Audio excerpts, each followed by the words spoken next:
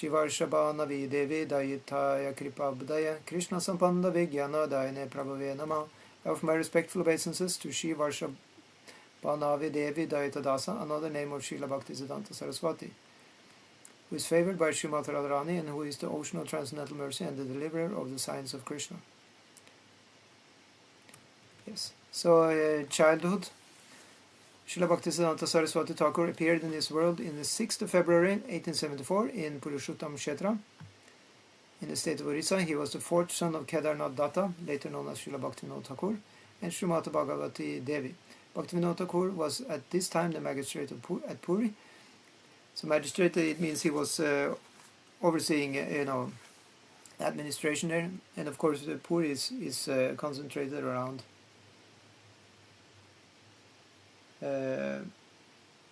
the deity of Jagannath. Three deities, Jagannath, Baldev and Subhadra. Same deities that we have in Iskcon Oslo temple. Yeah. Yes, he was the fourth son of Kedarnath Datta and Srimati Bhagavati Devi. Bhaktivinoda Thakur was at this time the magistrate at Puri, and one of his duties was to oversee the smooth running of the Jagannath temple. Here you see a picture of that temple. The Jagannath temple of Puri. The Thakur visited the temple daily. At this time he was immersing himself in the study of Sanskrit and familiarizing himself with many important Vaishnava literatures. Taking on the huge task of regenerating the pure moment of Lord Chaitanya, the Thakur was feeling somewhat overwhelmed. He had prayed to Lord Jagannath to send a ray of Vishnu, a Shakti Avesh avatar, or empowered living entity, a qualified assistant to help him in his mission to preach the message of Sri Chaitanya Mahaprabhu all over the world.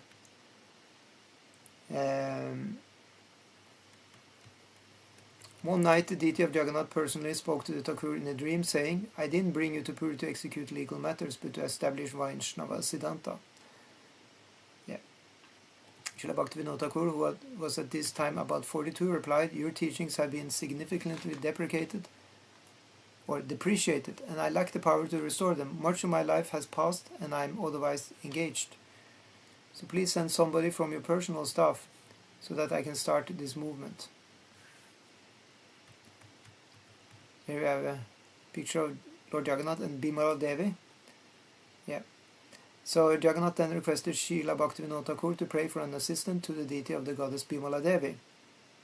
So she is the Devi in the courtyard there at Jagannath Puri, and whatever foodstuffs has been offered to Jagannath is considered prasad, the mercy of the Lord, and then it's offered to Bimala Devi, and then it's to be served to all us mortal beings. Yeah. Bimala is a name of Maya Devi. As an expansion of goddess Lakshmi, she is considered to be the consort and transcendental potency of Lord Jagannath. The Bimala Devi temple is located within the Jagannath temple complex. No separate food offerings are cooked for goddess Bimala, who eats only the remnants of Lord Jagannath's vegetarian prasadam. When his wife gave birth to a new child, the Thakur linked the event to the divinatory dream and named his son Bimala Prasad. As you remember from the dream of Bhaktivinoda Thakur, then you can see higher here, Jagannath came in his dream and requested Srila Bhaktivinoda Thakur to pray for an assistant to the deity of the goddess Bimala Devi. So in that way, after that dream, then Bhaktivinoda Thakur he got his son, and then he linked that to the dream, and he called his son Bimala Prasad. So in other words, his son is an assistant to the deity of Bimala Devi. Yeah.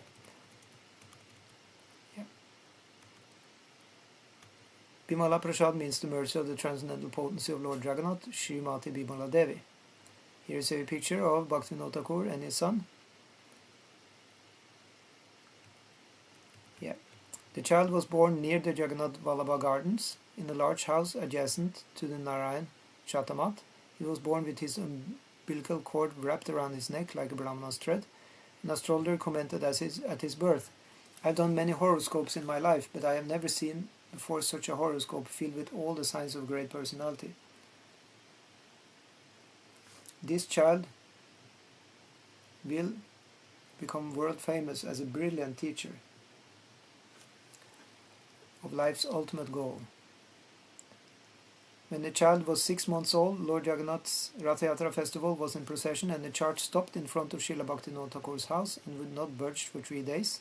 Following the instructions of Srila Bhaktivinoda Thakur, Bhagavati Devi brought the child before the chart and offered a garland, and an offered garland fell from the neck of the Lord, encircling the boy. The crowd was jubilant, witnessing Lord Jagannath's blessing of the child. This was taken as a sign of special favor by all present. While an infant, the boy's vocational inclination was tested. He was given the choice of gold coins or the Srimad Bhagavatam. The child immediately embraced the Srimad Bhagavatam, indicating his future as a preacher. From the very beginning of his appearance, Srila Bhaktisiddhanta Saraswati Thakur exhibited all the signs of an exalted eternal associate of the Lord, who had descended in answer to Srila Bhaktivinoda's prayer for a ray of Vishnu to help him spread Lord Chaitanya's movement.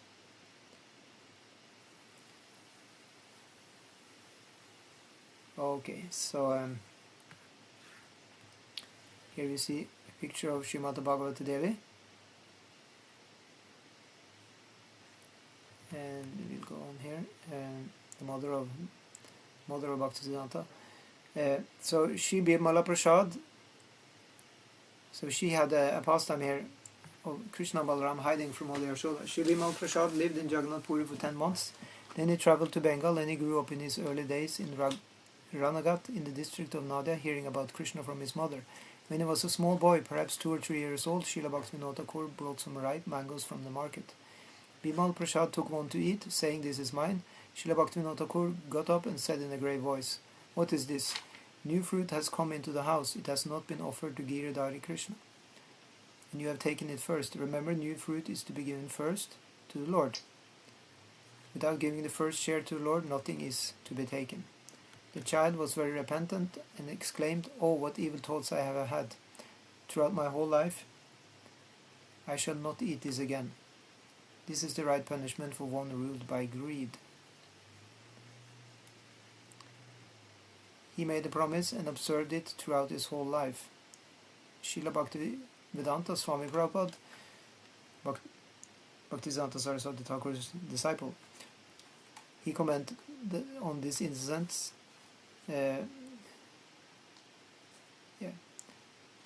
Srila Bhaktivedanta Swami Prabhupada, founder Acharya of Iskcon, he said, whenever we offered him mango, he said, "No, I am an offender. I cannot take mango." He was thinking that I have offended Krishna in my childhood by taking the mango of the deity. So this is the characteristics of the Acharya. They teach by their life's action. One should be so much determined. The child took the mango. There is no offense, but he took that vow.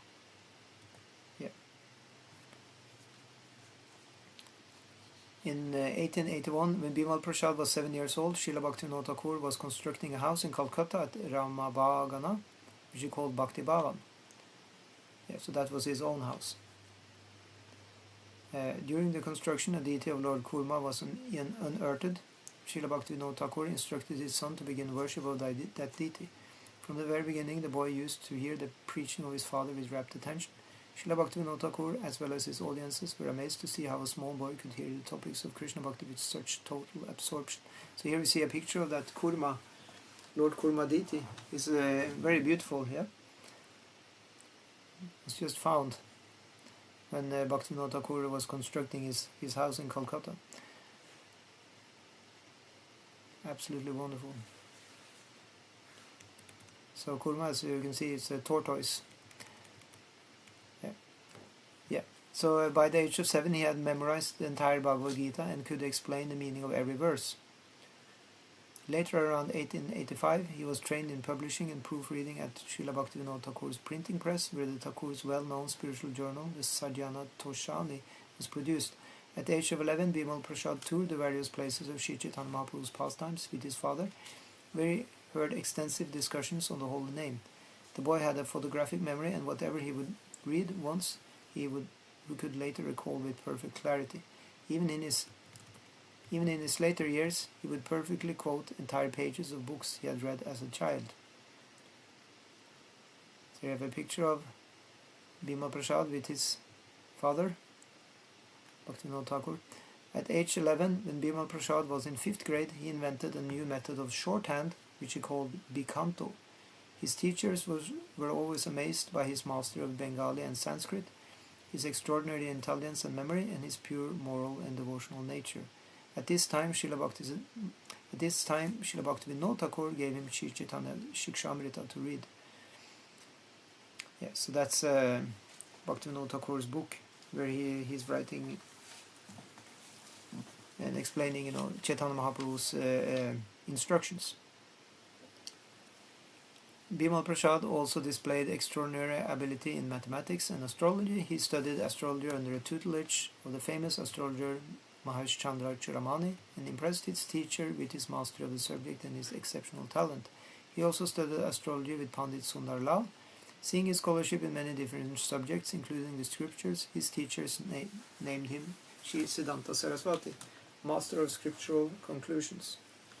When Srila Saraswati Thakur was a student in the 7th grade in Sri Rampur, aged 13, Srila Bhaktivinoda Thakur gave him Tulasi Mala chanting beads from Jagannath Puri and instructed him on the chanting of the Hare Krishna mantra as well as Sri Nrisingha mantra.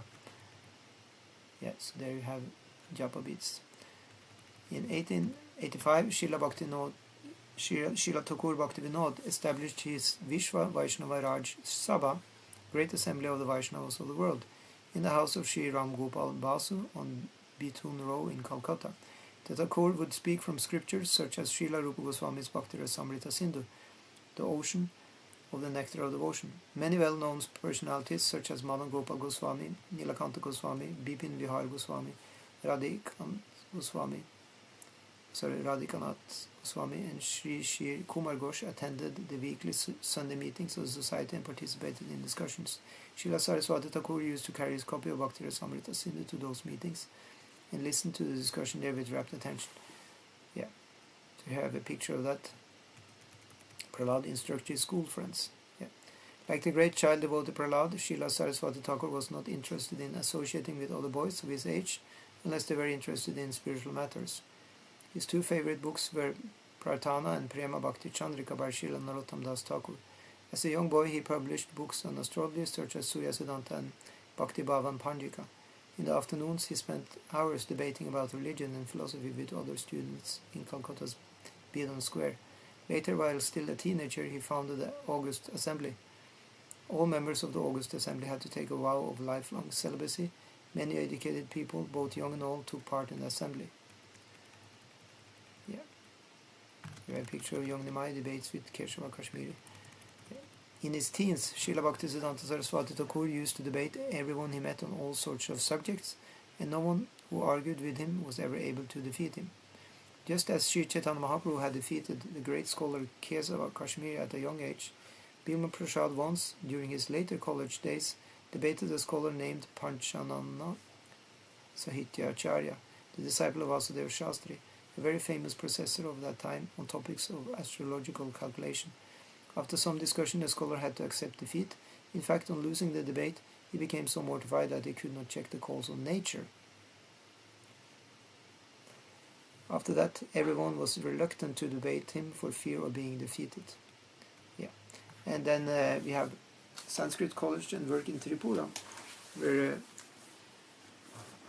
Bhaktisiddhanta Saraswati Thakur was engaged from 1892 to 1905. Here a picture of the Sanskrit College. In 1892, Srila Saraswati Thakur finished high school and enrolled in the Sanskrit College. He was more interested in reading various philosophical books in the college library than in reading his own textbooks. He studied the Vedas under Pandit Prithvidhar Sharma after college. He also studied the Siddhanta Kaumudi in a very short time, but his spiritual interests did not allow him to stay in college for very long. He wrote in his autobiography, "If I keep studying at college with great attention, then I will be under a lot of pressure to enter family life. But if I am seen as a stupid, incompetent person, then no one will try to influence me towards material progress." Thinking this, I left the Sanskrit College, and in order to live a life of devotional service, I wanted a pious occupation so I could have a modest income. In 1897, Srila Saraswati Thakur established the Saraswat Chatuspati, Saraswati Academy at Bhakti Bhavan. Many prominent and educated men such as Lala, Hara Gauri Shankar, Dr. Ekendranath Ghosh, Satkari Chattopadhyaya, Shyam Lal Goswami, and Sarat Chandra Vidya Vinod came to study astronomy, astrology, and mathematics there. From Saraswat Chautushpati, Srila Saraswati Thakur published astrological magazines such as Jyotirvid and Brihaspati, as well as quite a few ancient astronomy and astrology texts. He was well acquainted with both the eastern and western branches of astrology, but naturally favored the Vedic one. He was offered a chair in astronomy at the University of Calcutta by Sir Asutosh Mukherjee, but Siddhanta Saraswati declined it, thinking it an impediment to his spiritual life. Yep. At the request of Srila Jagannath Das Babaji, he composed the Sri Navadvip Panjika, an astrological almanac, in which the months, lunar fortnights, days, lunar days, stars, etc. were all given names of Vishnu. The almanac recorded the dates of the appearance and disappearance of Lord's incarnation in important Vaishnava saints and the celebration of important festivals. Later, the Chaitanya Math began publishing the Navadvip Panjika in accordance with Babaji Maharaj's wishes. Srila Bhaktisiddhanta Saraswati did not spend very long in his astronomical pursuits, however, and soon dedicated himself fully to the worship and distribution of the teachings of Sri Chaitanya Mahaprabhu. Yeah. And then it's that he was employed by the royal kings. So we spoke also about this before. Let's see. We can go to this. This you didn't mention last time. In 1897, Srila Bhaktivinoda Thakur established his own Bhajan Kutir cottage for reclusive devotional practice, called Anand Sukhada Kunj, on the Gudruma island of Navadvip on the bank of the river Saraswati. There in the winter of 1898, Srila Saraswati Thakur met with an extraordinary exalted Vaishnava saint, Srila Gaurkishore Das Babaji, who captured his heart. Saraswati Thakur wanted to take shelter at the Lord's feet of Srila Gaurkishore Das Babaji, and was later to become the great renowned sage Babaji disciple. So we have a picture of Gaurkishore Das Babaji and a picture of Srila Bhaktisiddhanta Saraswati Thakur. So in 1898, aged around 24, Srila Saraswati Thakur visited different places of pilgrimages, such as Kasi, Prayag, and Gaya. At Kasi, Benares, he had an extensive discussion with Ram Mishra Shastri about the Ramanuja Sampradaya.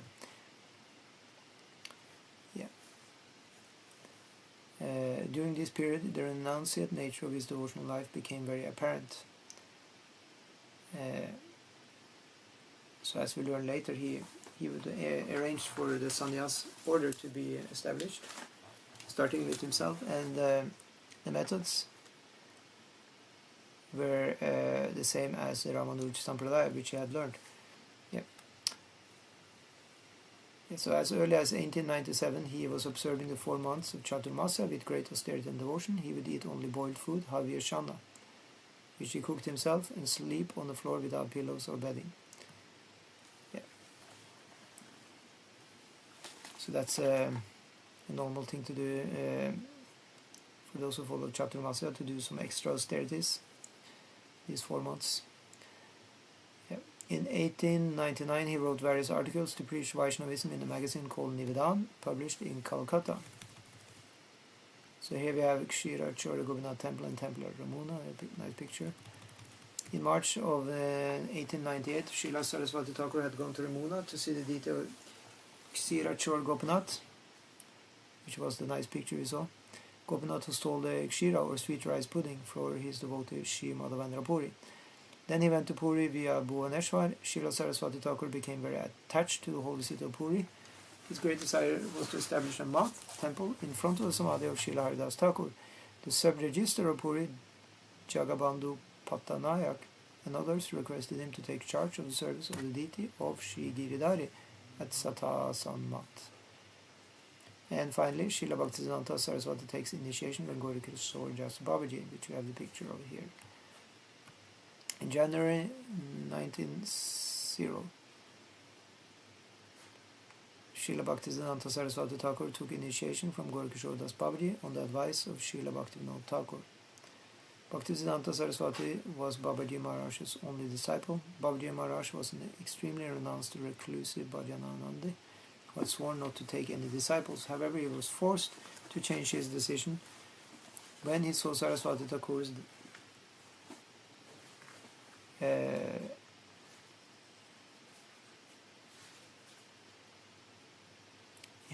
he was forced to change his decision when he saw Saraswati Thakur's determination and devotion. The story is told that Srila Bhaktisiddhanta Saraswati asked Gaurikishore Das Babaji Maharaj several times to give him the initiation. The first time he asked, Babaji Maharaj told him, "If Mahaprabhu tells me to, I will." So there we have a picture of Gaurikishore Das Babaji, Chaitanya Mahaprabhu, and Srila Bhaktisiddhanta Saraswati Thakur. The second time Babaji Maharaj told him that he had forgotten to ask Mahaprabhu. Srila Bhaktisiddhanta Saraswati did not give up, and when he approached third time, Babaji Maharaj said, "Virtuousness, scholarship and other qualities are not the means to attain the Lord. They do not give you any right to initiation." Though he had been turned back by Gaurikishore Das Babaji repeatedly, Srila Saraswati Thakur did not abandon his resolve. Ramanujacharya was turned back 18 times before receiving the mercy of Goshtipurna. So that's the story which we learn from Sri Sampradaya of Ramanujacharya, that the starter of the Sampradaya, or I mean the great Acharya of the Sampradaya of Sri Sampradaya in the recent times, Ramanujacharya, he had to fight hard to get the mercy of his own spiritual master. Srila Saraswati Thakur displayed his qualities of patience and determination, continuing to come to Babaji Maharaj, humbly entreating him to give him initiation. Finally, Gaurikishore's heart melted, and out of great affection he mercifully initiated Srila Bhaktisiddhanta Saraswati by sprinkling the dust of his lotus feet upon his head. So part of the story, as we told yesterday, was that Bhaktisiddhanta Saraswati Thakur, he was actually saying that maybe he should just jump in the ocean, in the river. And then Gaurikishore Das Babaji, he said, "Okay, I can give you initiation," like that. Gaurikishore Das Babaji would never allow any materialistic person to touch his feet. If they did so, he would make a show of anger, saying, "You are doomed." Most people were thus afraid to attempt it. On this occasion, however, he himself offered the dust of his feet to his dear disciple and smeared it on his body. Afterward, Babaji Maharaj, judging Srila Bhaktisiddhanta Saraswati to be eminently qualified for the task, blessed him and ordered him to preach Mahaprabhu's message all over the world. In a mood of extreme devotional humility, Srila Bhaktisiddhanta Saraswati Thakur wrote the following words about his guru. What are those words? "In order to complete the gaping needs that I felt, I was busily trying to get my hands on everything under the sun. I thought that the possessions would fulfill my needs. Over time, I had indeed accumulated a great number of rare possessions, but I was not able to rid myself of the sense of being unfulfilled. I had encountered many personalities who were reputed to be great saints, but saw various lacuna, an unfilled space or lacking, in every one of them, and so was unable to give them my respect. Fortunately, the supremely merciful Shri Gauranga Mahaprabhu allowed two of his dearest companions to show their kindness to me." Picture of Chaitanya Mahaprabhu, picture of Gaurikishore Das Babaji, and picture of Bhaktivinoda Thakur. So Bhaktisiddhanta Saraswati Thakur continues to write, "I was egoistically so self-absorbed that I had completely lost any sense of where my well-being could be found. Even so, due to past pious activities, I was able to get the association of Srila Bhaktivinoda Thakur, who was my well-wisher.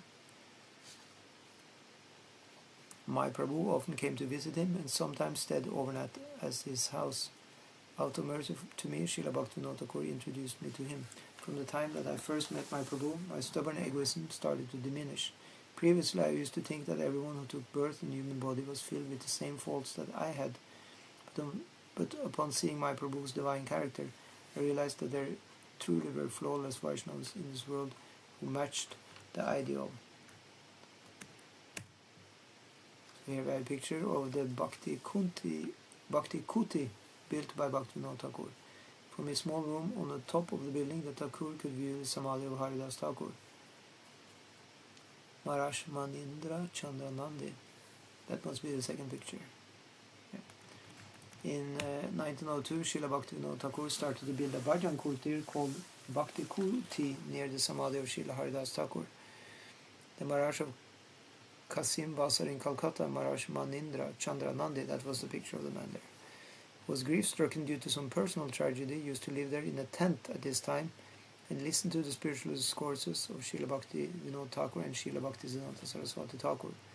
At this time, Srila Saraswati Thakur regularly used to read and explain the Chaitanya Charitamrita to the audience in Bhakti Kuti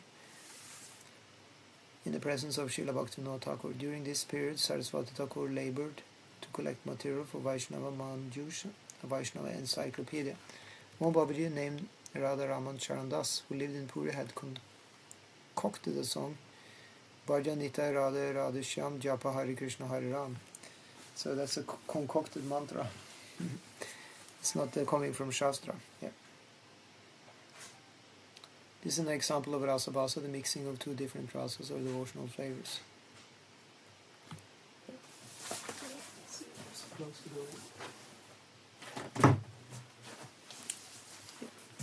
Srila Bhaktivedanta Swami has said of this, although there is no difference by chanting Shri Krishna Chaitanya Prabhu Nityananda and Hare Krishna Mahamantra,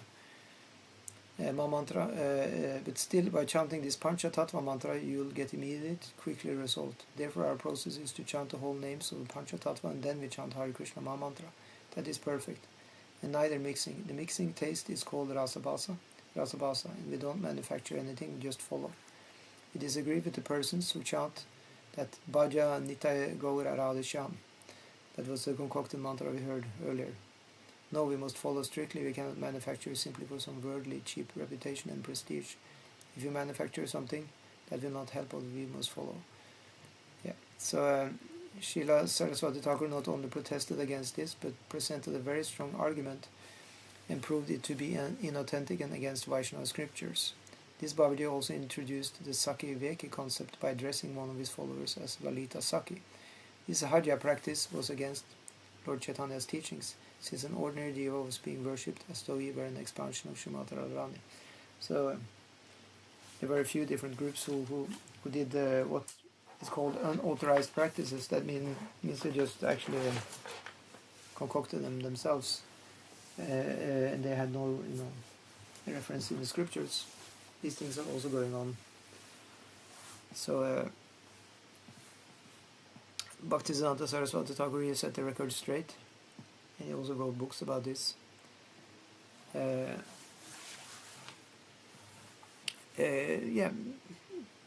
Telling the truth that these different concocted groups who have these concocted practices, they are actually not following. So this Sahaja practice was against Lord Chaitanya's teachings, since an ordinary jiva was being worshipped as though he were an expansion of Srimad Radharani. Srila Saraswati Thakur was always fearless and forthright speaker, and thus opposed the Babaji. Those who sided with the phony Babaji opposed Srila Saraswati Thakur, and unable to defeat him in a philosophical argument, they tried other ways to suppress his preaching. Although Srila Saraswati Thakur silently tolerated this oppression, Srila Bhaktivinoda Thakur asked him to go to Mayapur and practice his bhajan there, so he could worship and preach without obstacles.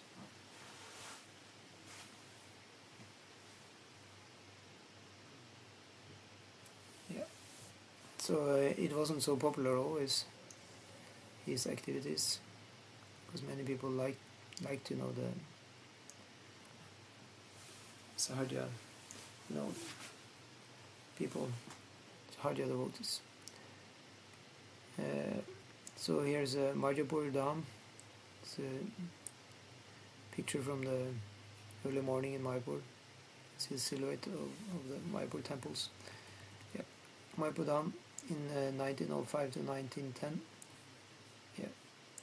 In February 1905, after retiring from the service of the royal family of Tripura, Srila Saraswati Thakur went on pilgrimage to various holy places in South India.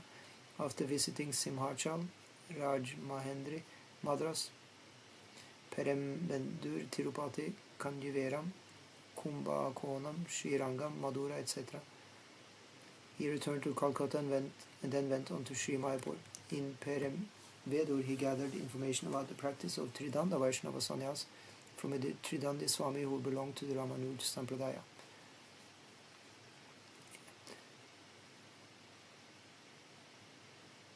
Yeah. So here we have a picture from the Ranganath temple at Sri Rangam.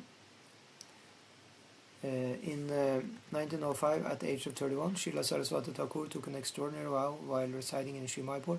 Following in the footsteps of Srila Haridas Thakur, he would chant 3,192 rounds of the whole name daily. He calculated that at this rate of chanting 300,000 names each day, it would take him 9 years to chant 1 billion names of Krishna, a goal he set for himself. He would sleep on the floor for only a few hours, eat very simply, and chant day and night. In the afternoon, he would speak Krishna Bhakti to the assembled devotees. So, as you may remember, Haridas Thakur also, he chanted the same number of names every day.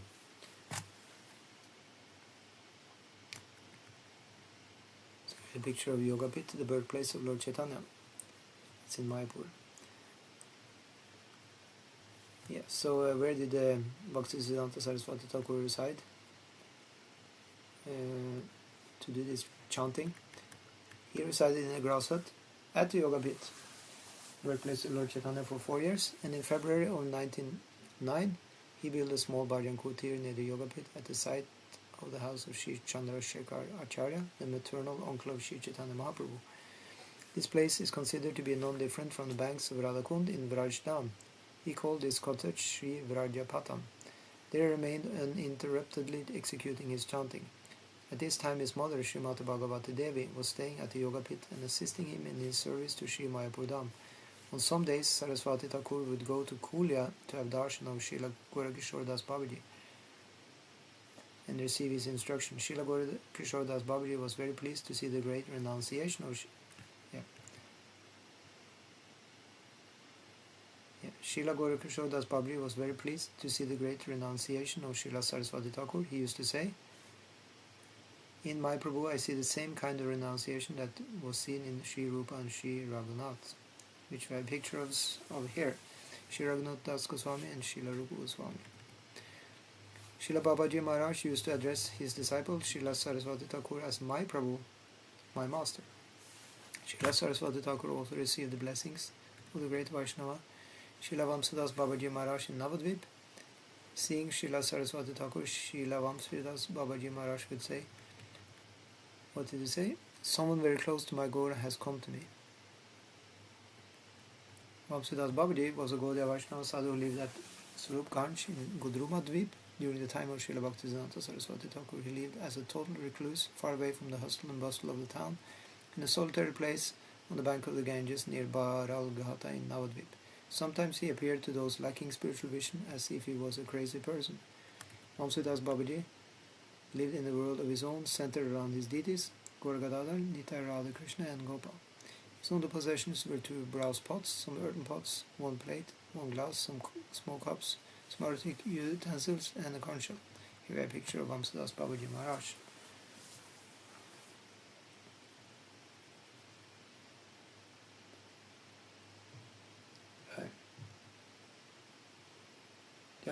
Dr. Avinash Shedge, thank you for joining. Thanks, Prabhuji. And Vamsadas Babaji Maharaj was respected by Srila Bhaktisiddhanta as a great Vaishnava saint.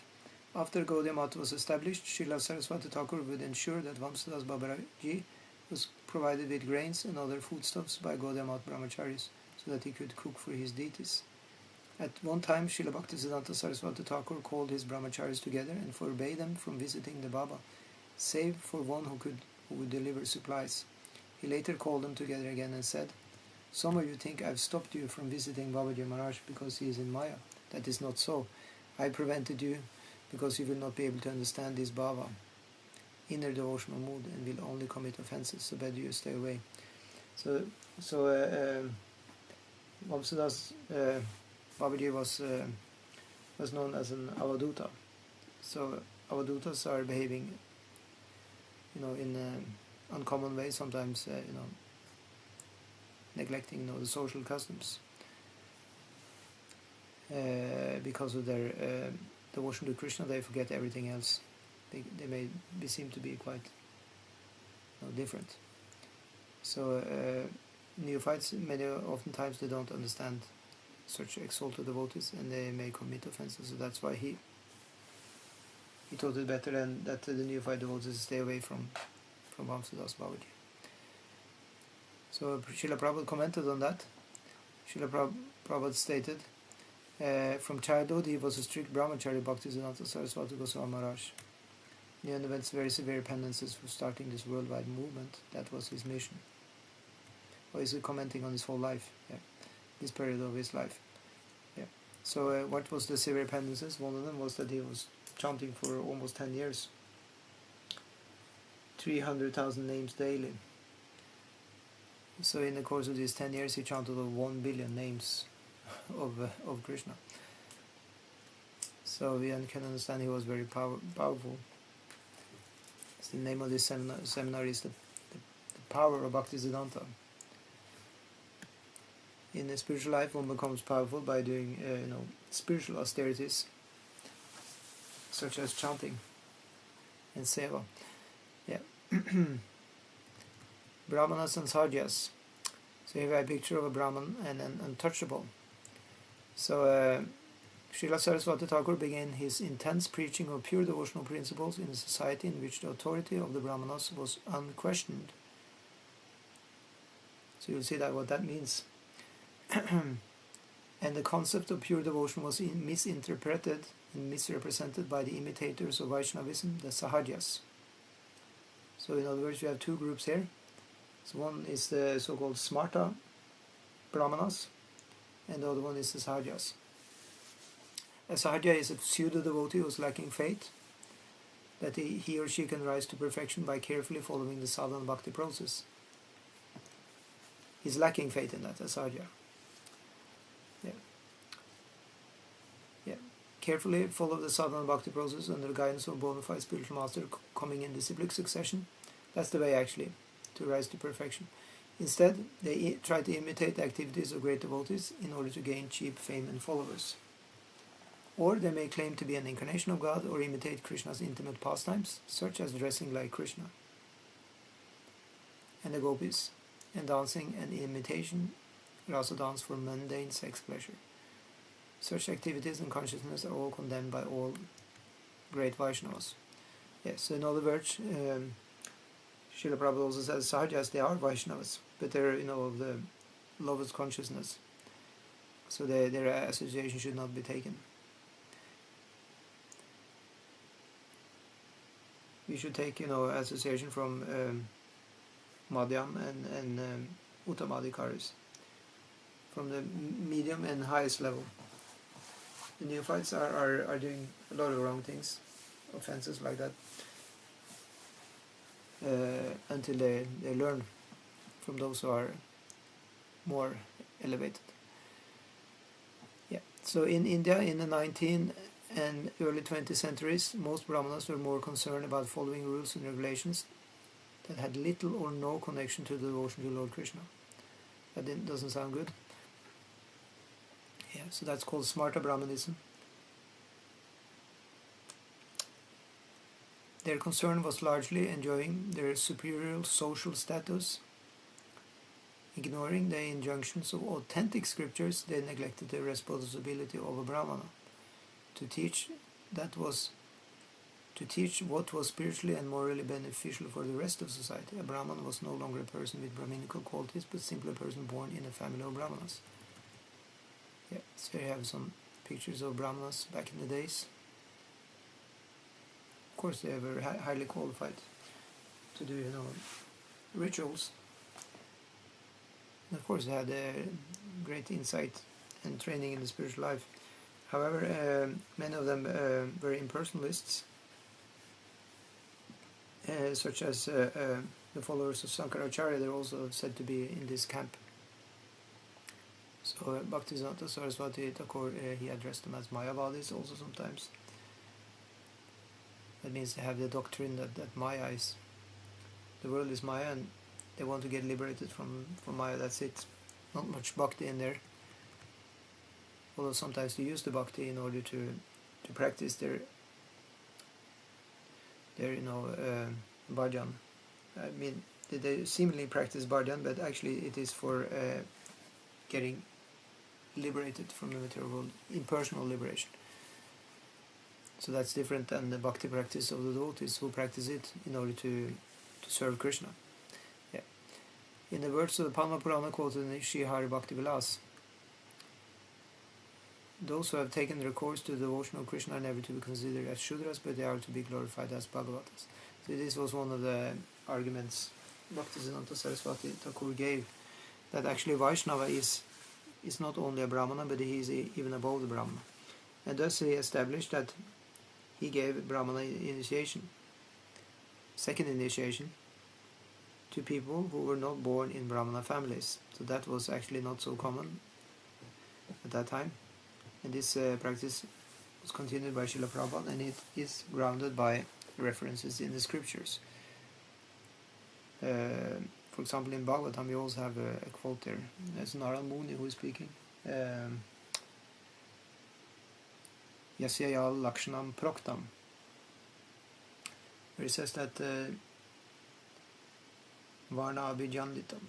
It says that according to the Lakshanas or symptoms, a person should be considered to be in a certain Varna. Varna means, the Shudra, Vaishya, Kshatriya and Brahmana. According to the symptoms, a person is supposed to get the status of any of these Varnas. If you behave like a Shudra, he is a Shudra. Behave like a Vaishya, he is a Vaishya.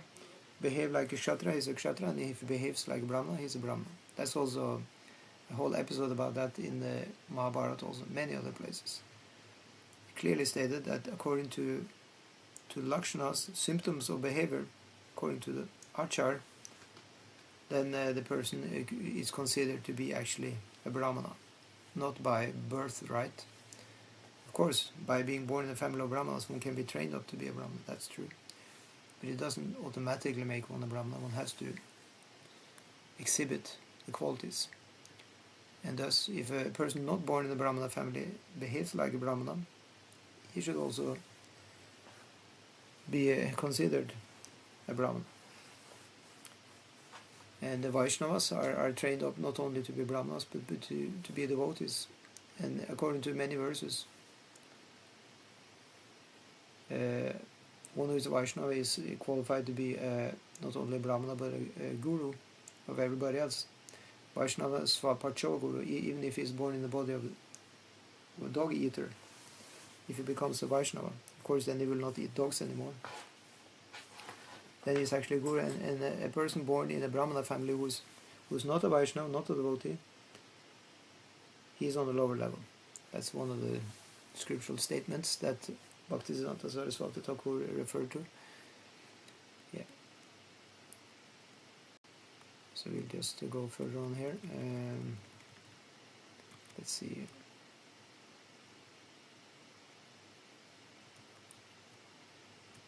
Yeah. So let's see here. Yeah. So here we have more about this. The four Varnas, Brahman, Kshatriya, Vaishya, and Shudra, are determined by a person's qualities of work and not by birth. Okay, let's see here.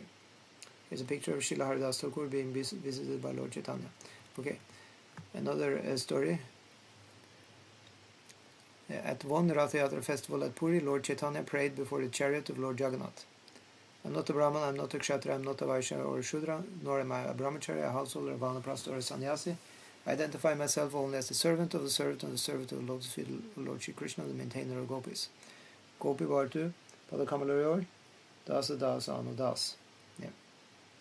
He is like an ocean of nectar, and he is the cause of universal transcendental bliss. He is always existing with brilliance. That's another quote, that to be a Brahmana or be this or that is not really essential. The essential thing is to be a devotee. So let's end by looking at a letter from Srila Bhaktivinoda Thakur. Srila Bhaktivinoda Thakur was very concerned that pure Vaishnavism was being overshadowed by many other wrong concepts and also by imitators. He felt that Srila Saraswati Thakur was the most qualified person to preach pure Vaishnavism, having more enthusiasm, courage, knowledge, and spiritual purity than anyone else. Therefore, Thakur Bhaktivinoda wrote him a letter. He wrote a letter to his son. Saraswati, people of this world who are proud of their own aristocratic birth cannot attain real aristocracy. Therefore they attack the pure Vaishnavas, saying they have taken birth in low-class families because of their sins. Thus they commit offenses. The solution to this problem is to establish the order of Daivi Varnashram Dharma. So that was established by Bhaktisiddhanta Saraswati Thakur. That we have Varnashram, but we don't have mundane Varnashram. We have, a Varnashram of devotees. And in that Varnashram, we can learn more here from what Bhaktivinoda Thakur wrote. He said, the solution to this problem is to establish the order of Daivi Varnashram Dharma, something you have started doing. You should know that to be the real service to the Vaishnavas, because pure devotional conclusions are not being preached. All kinds of superstitions and bad concepts are being called devotion by such pseudo sampradayas as Sahajya and Atibari. Please always crush these anti-devotional concepts by preaching pure devotional conclusions and by setting an example through your personal conduct. Okay, so let's go further on here.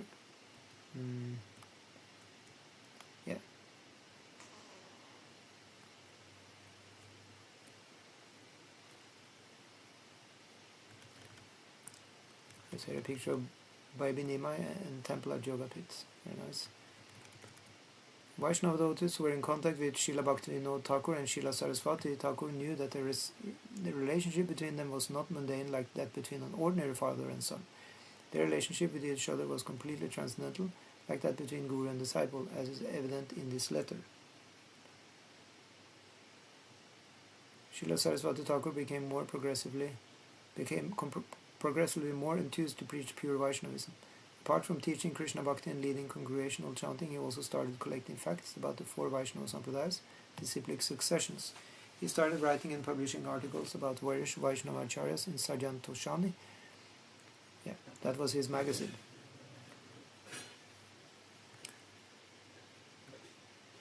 Now let's see here. So there's a picture of preaching in Bengal. So listen to this. In 1906, a young gentleman called Sri Rohini Kumar Ghosh came to visit Srila Saraswati Thakur. He was the nephew of a high court judge, Sri Chandra Madhav Ghosh of Barishal. Rohini Babu gave up his home to have a devotional life in Navadvip. He found a guru from the Baul Apasampradaya, one of the pseudo-Vaishnava groups. Apasampradaya means outside of the authorized Vaishnava disciplic successions, and started residing in his ashram. The guru and his female companion were actually sinful rascals in the guise of devotees. One afternoon, while visiting Mayapur, he came to Srila Saraswati Thakur and heard some invaluable devotional instructions from him. Who came to hear the instructions? That was Sri Rohini Kumar Ghosh. Here a picture of two tigers. Rohini Babu was deeply touched by this discussion, and when he came back to the ashram that night, it was all he could think about. Feeling ill, he went to bed. That night he had a dream in which that bald guru and his female companion came as tigers to devour him. So that's why we had a picture of tigers there. As he tried desperately to take shelter of Lord Chaitanya. At that moment, Srila Saraswati Thakur came to rescue him from this danger in the dream, chasing the tigers away and leading him to Mayapur. The next morning, when Rohini Babu was awakened by the sunlight streaming through his window, he immediately left that ashram and set off to Mayapur, where he listened to discourses from Srila Bhaktisiddhanta Saraswati for several days. Finally, he begged for initiation from his savior so feelingly that Siddhanta Saraswati took mercy on him. He became the first disciple of Srila Bhaktisiddhanta Saraswati Thakur. So a significant event. The first disciple. There's always something special for all the gurus. The first disciple of any guru is a special relationship. Okay, so conflict between Brahmanas and Vaishnavas in 1911. In 1911, The Vaishnava devotees were confronted by a great deal of hostile criticism from the orthodox Brahmanas of Bengal, known as the Smarta Samaj. In the Smarta tradition, 5 deities are worshipped, called Pancha Upasana. So that's what we hear from Sankaracharya. Those we also sometimes hear they are called Mayavadis. They are doing this. They worship them all as being the same God. Yeah. But on different levels of realization. Yeah, so these 5 deities are Shiva, Vishnu, Surya, Ganesh, and Shakti, which all treated as being equal. It is clearly stated in the Padma Purana that it is an offense against the Lord's holy names to view the various demigods as being on an equal level to Lord Krishna or Lord Vishnu. And Lord Krishna says of demigod worship in Bhagavad Gita, men of small intelligence worship the demigods, and their fruits are limited and temporary. Those who worship the demigods go to the planets of the demigods, but my devotees ultimately reach my supreme planet. Yeah, they're subordinate servants of Lord Krishna. Yeah.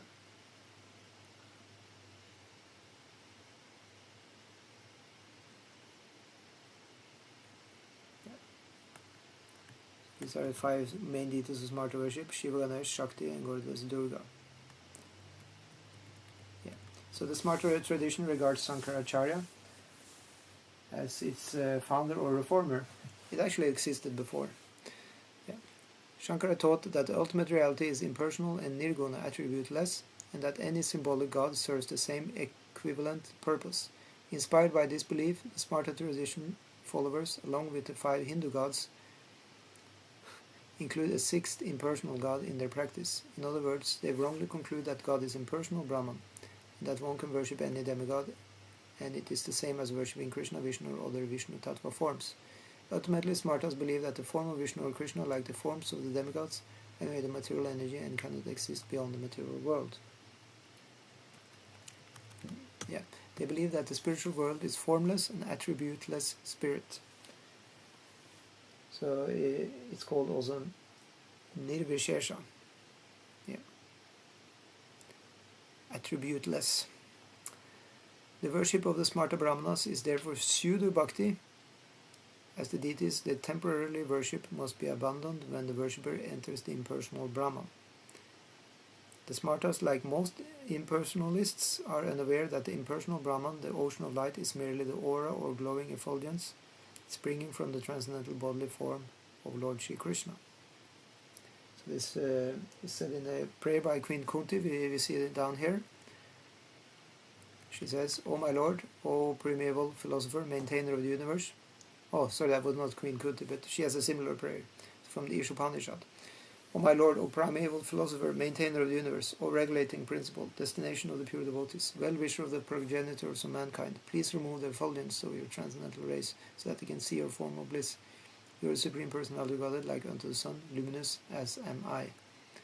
Here we have a picture of Adi Sankara and Lord Krishna showing the Brahman effulgence as his bodily effulgence. Yeah. So we have a quote from Chaitanya Charitamrita. What the Upanishads described as impersonal Brahman is but the effulgence of his body, and the Lord known as the Supersoul is but his localized plenary portion. He is the Supreme Personality of Godhead, Krishna himself, full with 6 opulences. That's full strength, full beauty, full renunciation, full knowledge, let's see which is the next one. So Aishwarasya Shamagrasya Jnana Vairagya. Yeah. He's fully rich, he's the most rich, most wealthy, he's the most beautiful.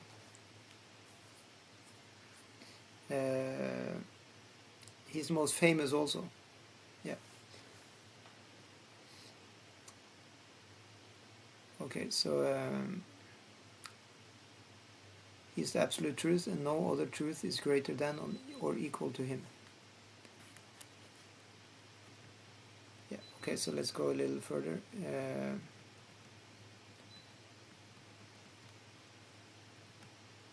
So there is the instance here where Bhaktivinoda Thakur, he had the desire to defeat all these smarta Brahmins who claim to be best or be on the top of everybody else because of being born in Brahmana families. So, because actually devotees are the best, according to the scriptures.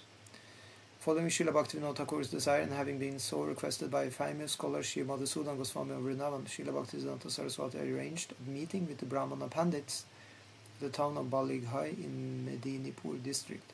Pandit Sri Vishvambarananda Dev Goswami presided over this meeting. So let's see here. Srila Bhaktisiddhanta Saraswati read there his famous article Brahmana and Vaishnava, that you also can find now as a book.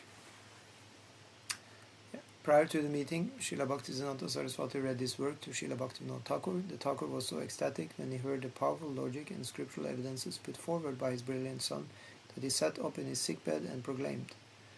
So he asked his son to go because Bhaktivinoda Thakur, he had gotten sick.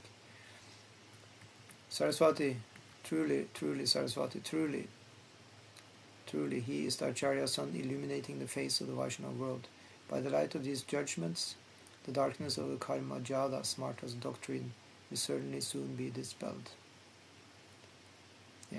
So that is,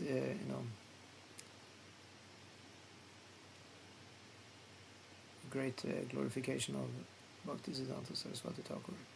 When he arrived, the assembled scholars were sitting in two different groups: those who believed in the superiority of Brahmanas over all classes of people, and those who believed in the superiority of Vaishnavas, irrespective of birth or social position, over all other classes of people. At first, Srila Bhaktisiddhanta Saraswati quoted from many scriptures glorifying Brahmanas. Of course, they are the most glorious. Krishna also says, Namo Brahmanya Devaya Go Brahmana Itaicha. Veditai Krishna Govindaya Namo Namaha. He's the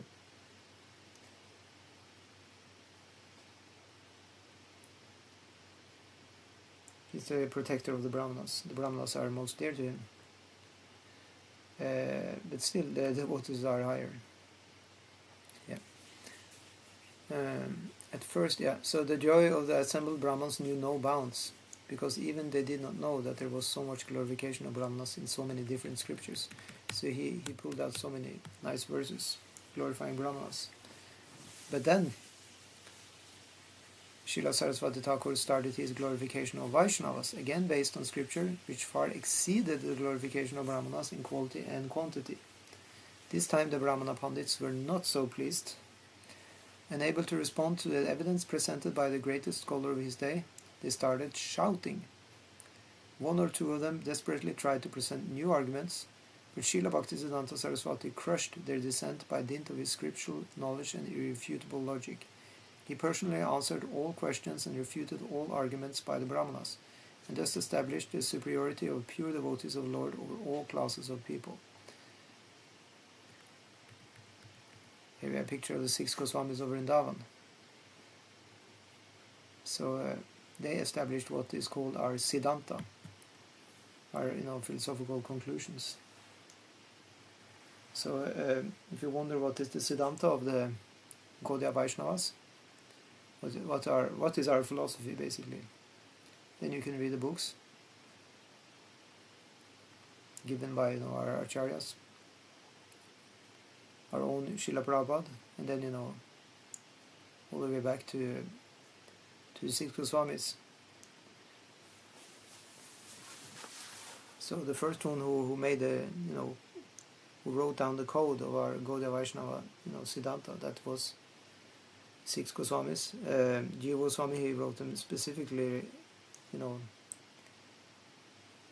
thoroughly in his 6 Sandarbhas.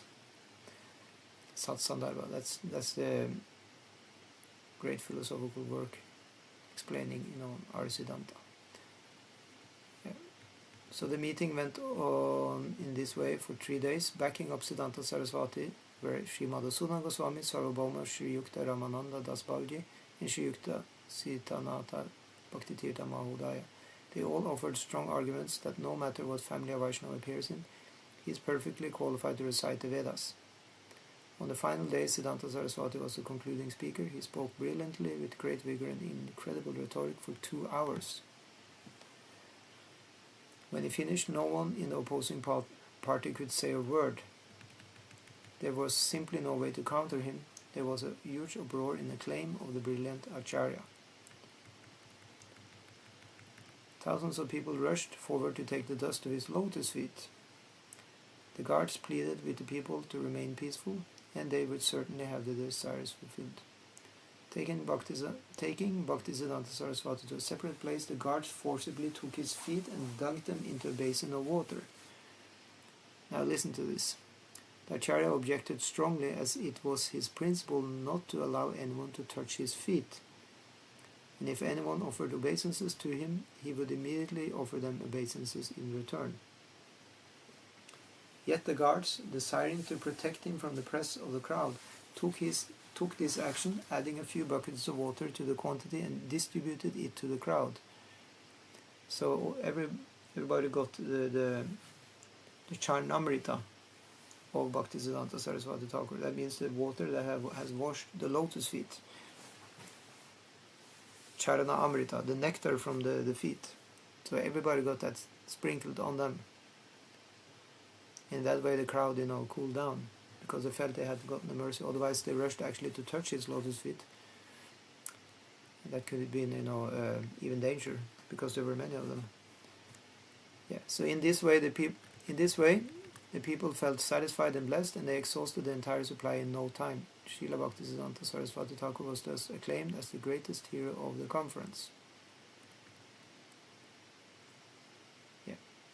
The greatest hero of the conference, establishing the authenticity of the Gaura mantra in 1911. Okay, let's look at that.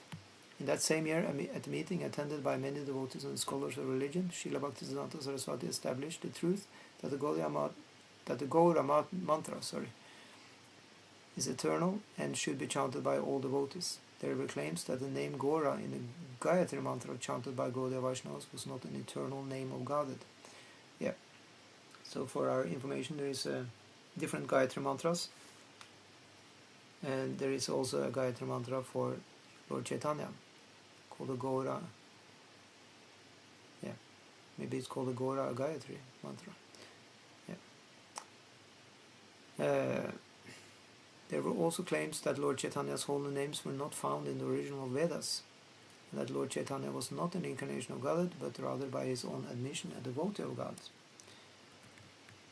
Although it is clearly established in the pages of Chaitanya Bhagavat and Chaitanya Charitamrita that Lord Chaitanya is the Supreme Personality of Godhead himself, there were some persons who did not believe that his position as an avatara was revealed in the original Vedas.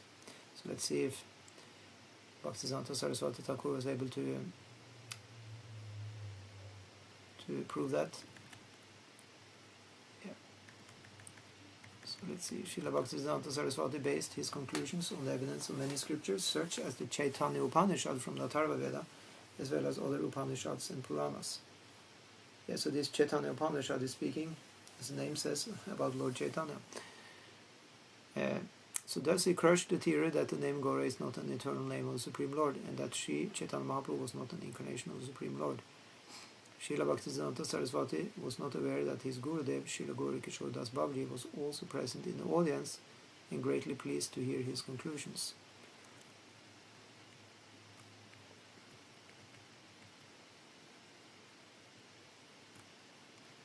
So here's one verse from the Chaitanya Upanishad, and that says, Brahma said, I shall tell you a secret. On the bank of the Jahnavi, at Navadvip, which is called Golok Dham, shall Govinda, in a two-armed form, as Gaura, the great one, the great mystic, who is transcendental to the three modes of material nature and whose form is eternal, reveal bhakti to the world. There are a number of verses in that regard. To show mercy to the people and give them devotional service, the Supreme Personality of Godhead will appear in a Brahmana's home in Navadvip by the Ganges shore. The Supreme Person, Shri Krishna himself, who is the life of Srimati Radharani, is the Lord of the universe in creation, maintenance and annihilation, appears as Gaura, O Maheshwari. So there you have a couple of verses. In Kali Yuga I will descend to earth with my associates in Navadvip, which is surrounded by the Ganges. I will take birth in Sachadeva's womb. Those who are bewildered by my illusory potency will not understand the great secret of the appearance in this world of me in my personal form, in my form as the incarnation of devotion, in my form as the incarnation of the devotee, in my form bearing the name of the devotee, and in in my form as a devotee and in my form as a giver of devotional service. Does it ring a bell to anybody? That sounds like the Panchatattva. That is the Panchatattva. This secret is not to be revealed to them. Only the saintly, pure, renounced devotees diligently engaged in my devotional service will be able to understand me in these 5 forms. The Panchatattva. There we have. That's Lord Shri Chaitanya Mahaprabhu, Lord Nityananda Prabhu, Shri Gadadhar Pandit. Yeah. Shri Krishna Chaitanya, Prabhu Nityananda, Shri Advaita Acharya is there, Gadadhar is there, and Srivas. That's Srivas Pandit to the right there with bald head. Yeah. So this is quotes from the Chaitanya Upanishad. Due in large measure to Bhaktisiddhanta Saraswati's strong preaching. Due in large measure to Bhaktisiddhanta Saraswati's strong preaching on this point throughout his life, the deity form of Sri Chaitanya Mahaprabhu is now worshipped and accepted all over India as the eternal form of the Lord. And many thousands have received the Gaura mantra with great faith and for eternal benefit. His Divine Grace A.C. Bhaktivedanta Swami Prabhupada commented on Srila Bhaktisiddhanta Saraswati's strong preaching against the caste Goswamis and smart Brahmans. My Guru Maharaj's contribution is that he defeated the caste Goswamis. He defeated this Brahmanism. He did it in the same way as Chaitanya Mahaprabhu did. As Chaitanya Mahaprabhu said, Kiba Vipra Kiba Nyasi Shudra Kenanai, Ye Krishna Tattva Vete Sei Guru Hai. There is no consideration whether one is a sannyasi, a brahmana, a shudra, or a grihasta. No, anyone who knows the science of Krishna, he is all right, he is a Goswami and he is a Brahman. Srila Prabhupada continues, speaking about the spiritual master.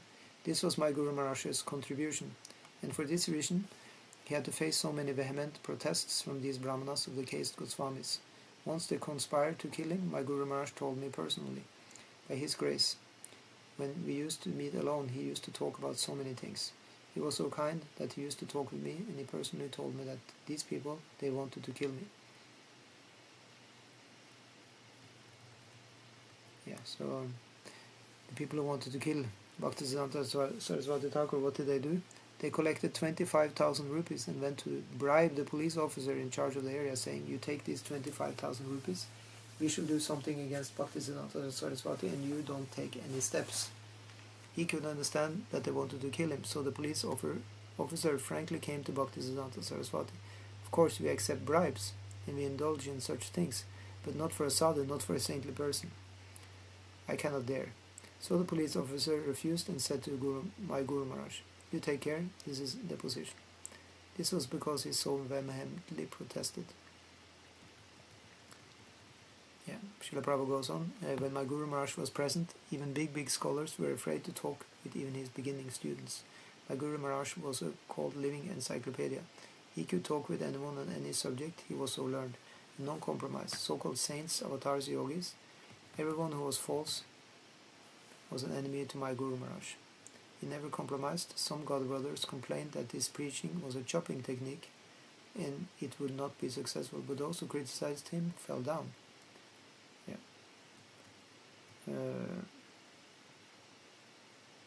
Okay, let's see.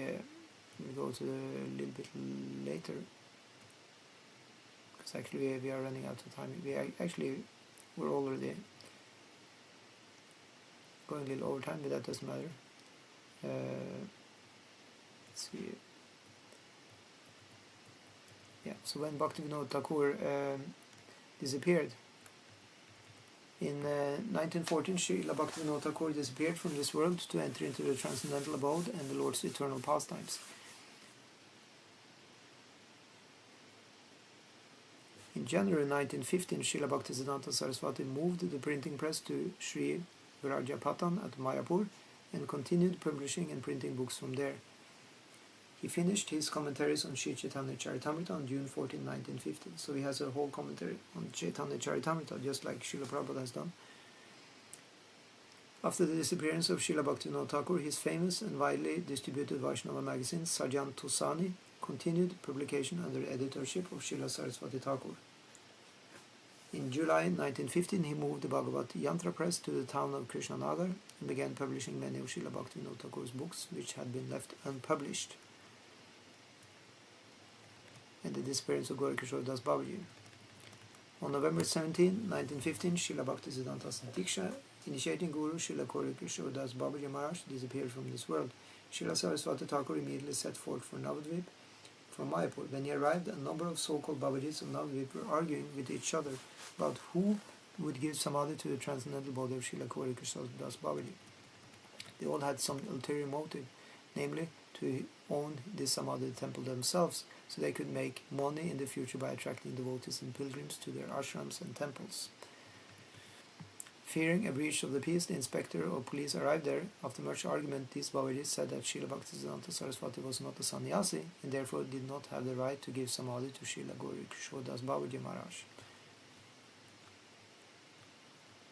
Srila Bhaktisiddhanta Saraswati responded in a thunderous voice, "I am the only disciple of Srila Babaji Maharaj. Although I am not a sannyasi, I have observed brahmachari celibacy all my life. By the grace of Srila Babaji Maharaj, I have not lived a secret life of illicit conduct and debauchery like some monkey renunciates.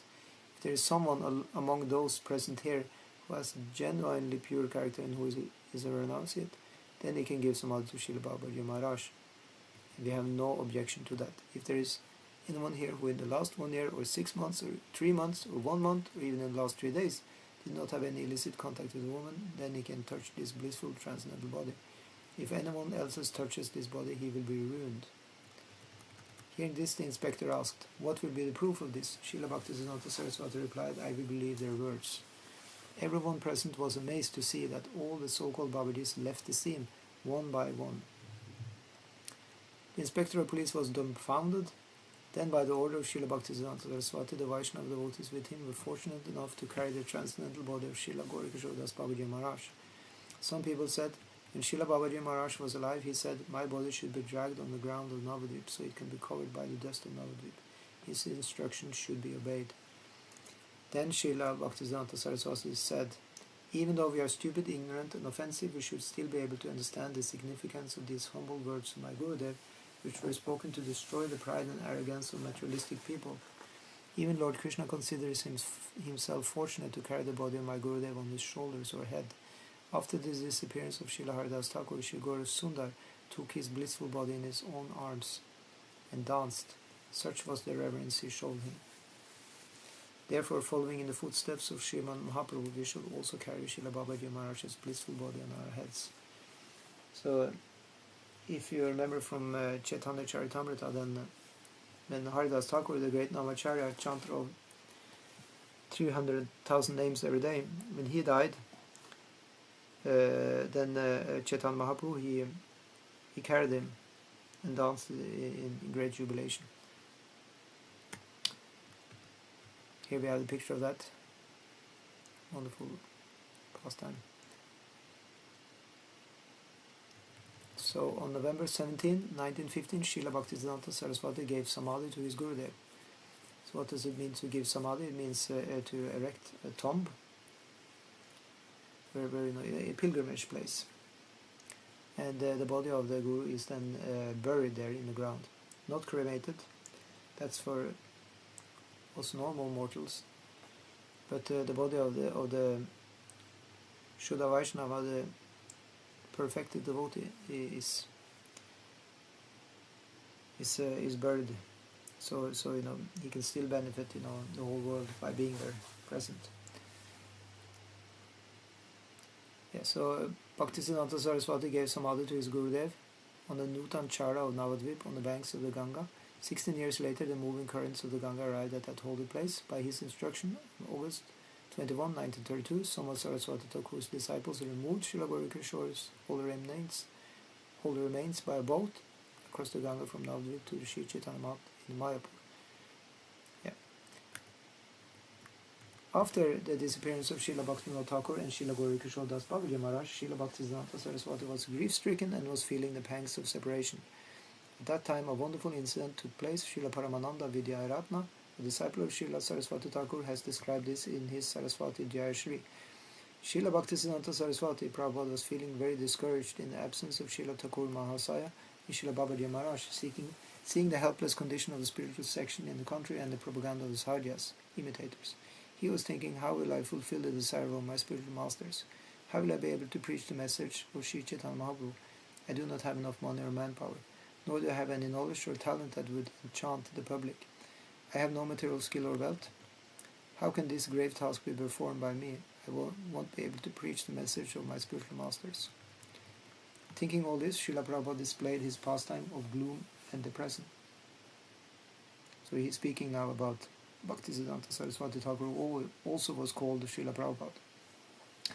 Then one night he saw in a visionary trance that Lord Gaura Sundar had arrived from the east side of the Yogapith temple with his associate. Yeah.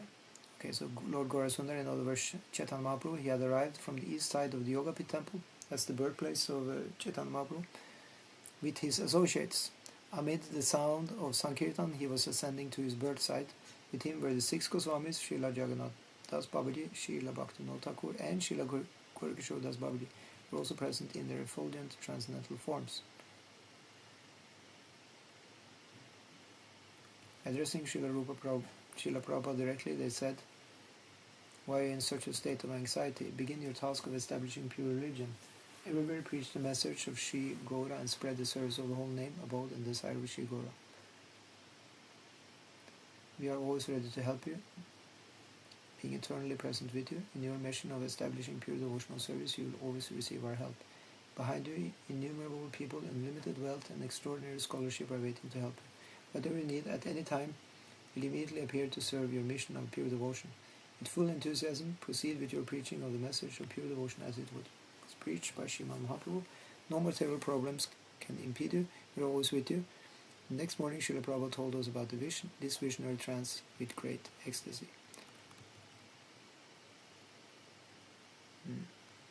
So this was said by Srila Paramananda Vidyaratna, a disciple of Srila Saraswati Thakur. So, as I said, Bhaktisiddhanta Saraswati Thakur, he was also called Srila Prabhupada by his disciples, which is means the greatest master. Yeah. So we stop there. Actually, we can keep this picture here. Like that. And there is something more to be said also. That is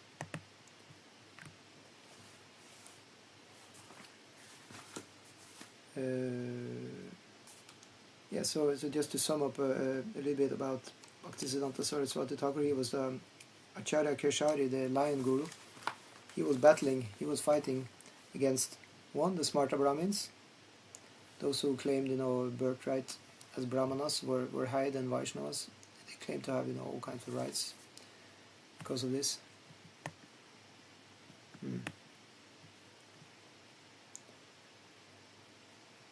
And also he preached about Advaita Vadins. That means the Mayavadis, those who claimed that is all one, the living entity in his highest level. He just merges with Brahman. That Panchopasana worship of the five different forms of Lord. It's actually all just the same Lord, and we all just merge, and then we get impersonal liberation. So he preached against these people, and he preached about against the Sahajas, who take Krishna consciousness very cheaply and mix in all kinds of deviations in there. Yeah, and also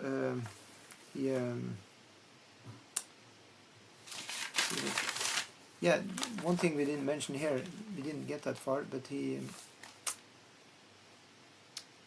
had he had the mission also from his father to send disciples to the west. He was also concerned by Bhaktivinoda Thakur to preach in the west, right? So when the mother of Bhaktisiddhanta Saraswati Thakur left this world, she reminded him of that. the last request. Please preach in the West. Bhagavati Devi. She died after Bhaktivinoda Thakur. Yeah. So after that, then Bhaktisiddhanta Saraswati Thakur, he started sending his disciples. That was after the 1920s. He started planning for that, and he launched some periodical writing in English to be distributed to London, like that. And he started requesting British officers to patronize his movement, in other words, to support it. And they gradually did that. And culminating in that the governor of Bengal, John Anderson, he visited Mayapur in 1935. That was many years, maybe 10 years after he started this kind of preaching. So in 1933, then three of his main sannyasi disciples, Bon Maharaj, led the assembly. Was one of Srila Bhaktisiddhanta Saraswati Thakur's main sannyasi disciples was Bon Maharaj, apart from Srila Prabhupada, or A.C. Bhaktivedanta Swami Prabhupada, of course. But before Prabhupada, he went to the West like that. Then Bon Maharaj, he arrived in London, and he started preaching there, and he got some success. The Lord of Setlan, he was actually inaugurating the Gaudiya mission, the Society for the Gaudiya Mission in London. So they actually started up in London already in 1934, and also a few months later they started up a center in Berlin. So there was some preaching were going on in Europe already in the 1930s, and in Berlin there were two German converts that were made, Ernst George Schultz and Baron H.E. von Kurt. These were actually initiated by Bhaktisiddhanta Saraswati Thakur, at least the first one. I think the second one also, since he is mentioned here as a convert. And they also went to India, and they met they went to visit the Gaudiya Math here in Calcutta. Now we will look into this Ernst George Schultz. So he's also known as Swami Sadananda Das. He's the first Western disciple of Bhaktisiddhanta Saraswati Thakur. He lived from 1908 to 1977. There has been written a little bit about him. He was a scholar also. He translated also some of the Vaishnava texts to German. He had also a disciple, Walter Eidlitz, an Austrian poet who also helped in some literary production. As far as I remember, some of Srila Prabhupada's disciples, they met this Swami Sadananda Das later on. Yeah. And of course, many years later, in 1965, then Srila Prabhupada, he goes with the boat Jaladuta over to America and starts preaching there, and the rest is history. Then we have the spread of the Iskcon movement, Hare Krishna movement. So all glories to Srila Bhaktisiddhanta Saraswati Thakur for his great foundational work for Krishna consciousness, both in India and in the West. So are there any comments or questions? If anybody is there, actually. Have anybody on Zoom? Any comments or questions regarding? No, Prabhuji, thanks. It is an interesting history, isn't it?